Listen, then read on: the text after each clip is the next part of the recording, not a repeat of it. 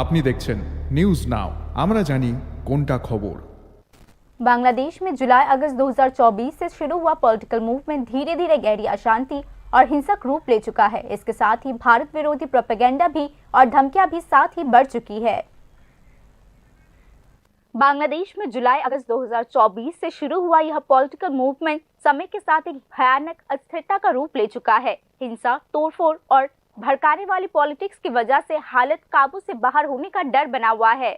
जानकारों के मुताबिक यह अस्थिरता सिर्फ बांग्लादेश का अंदरूनी राजनीतिक संकट ही नहीं, बल्कि इसका सीधा असर साउथ एशिया के जियो स्ट्रेटेजिक बैलेंस पर भी पड़ रहा है। पिछले साल जुलाई को कोटा सुधार की मांग को लेकर शुरू हुए आंदोलन को शुरू में स्टूडेंट कम्युनिटी की जायज मांगों की झलक मानी जा रही थी, लेकिन कुछ ही समय में आंदोलन ने अपना रास्ता बदल लिया। यह आरोप लगाया गया है कि उस समय की प्रधानमंत्री शेख हसीना को हटाने के लिए आंदोलन को जानबूझकर हिंसक राजनीतिक तख्तापलट में बदल दिया गया था। पॉलिटिकल एनालिस्ट का दावा है कि इस बदलाव के पीछे एक तरह की संगठित राजनीतिक और कट्टरपंथी ताकतों की भूमिका है।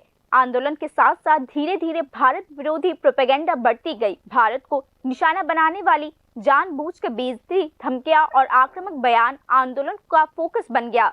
कई लोगों के मुताबिक यह सिर्फ एक इमोशनल रिएक्शन नहीं है, बल्कि एक सोची समझी राजनीतिक रणनीति भी है, जिसका मकसद भारत बांग्लादेश संबंधों को कमजोर करना और इलाके में अस्थिरता पैदा करना है। हाल ही में एक तथाकथित स्टूडेंट यूथ लीडर की मौत के इर्द गिर्द भारत विरोधी भावनाएं एक नए लेवल पर पहुंच चुकी है। भारत ने शुरू से ही हालात पर नजर रखकर डिप्लोमेटिक रुख अपनाया है।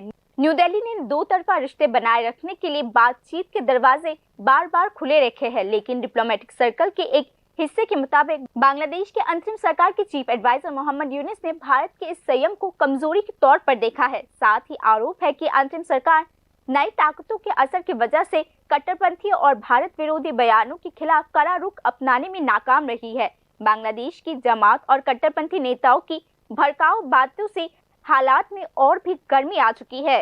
हालांकि भारत के सेवन सिस्टर्स इलाका या चिकन कॉरिडोर पर कब्जा करने की धमकी असलियत से बिल्कुल परे है, लेकिन ऐसा बयान इलाके की सुरक्षा और स्थिरता के लिए गंभीर चिंता बन चुकी है। विश्लेषकों का मानना है कि इन धमकियों का मकसद असल में डर का माहौल बनाना और डिप्लोमेटिक दबाव बनाना है। इस तनाव का सीधा असर बांग्लादेश में भारतीय डिप्लोमेटिक मिशन पर पड़ रहा है। ढाका समेत कई शहरों में इंडियन हाई कमीशन के सामने विरोध प्रदर्शन, चिटागोंग में ईंट फेंकने और असिस्टेंट कमिश्नर के घर पर हमले की कोशिश के वीडियो सामने आ चुके हैं। इसके तुरंत बाद भारत सरकार ने सुरक्षा के मामले पर कड़ा फैसला लिया। ढाका समेत कई शहरों में इंडियन असिस्टेंट हाई कमीशन को कुछ समय के लिए बंद कर दिया गया और बांग्लादेशियों के लिए इंडियन वीजा सर्विसेज भी रोक दी गई।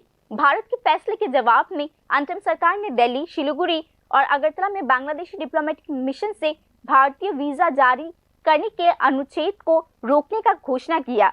इस जवाबी डिप्लोमेटिक कदम ने साउथ एशिया में डिप्लोमेटिक कम्युनिटी पर नई चिंताएं बढ़ा दी है। एक्सपर्ट्स के मुताबिक मौजूदा हालात में भारत ने साफ कर दिया है कि डिप्लोमेटिक सुरक्षा और देश के हितों से कोई समझौता नहीं किया जाएगा। साथ ही अगर बांग्लादेश में अंदरूनी अशांति पर जल्द काबू नहीं पाया गया तो इसका दोनों देशों के रिश्तों पर लंबे समय तक असर पड़ सकता है। इंटरनेशनल कम्युनिटी अब इस बात पर फोकस कर रही है कि क्या यह टेंशन आखिर में लड़ाई का कारण बनेगा या बातचीत से इसके हल निकाले जा सकते हैं। ये रिपोर्ट न्यूज़ नाउ।